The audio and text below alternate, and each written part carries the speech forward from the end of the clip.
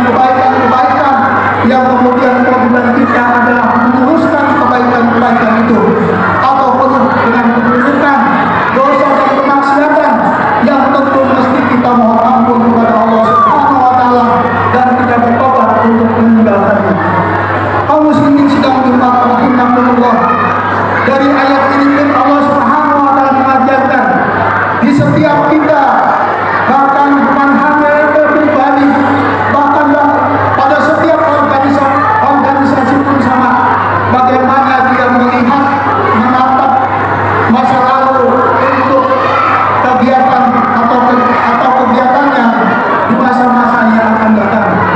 Kaum muslimin sedang rahimahullah. Kemudian hal lain yang mesti juga kita lakukan adalah menyambut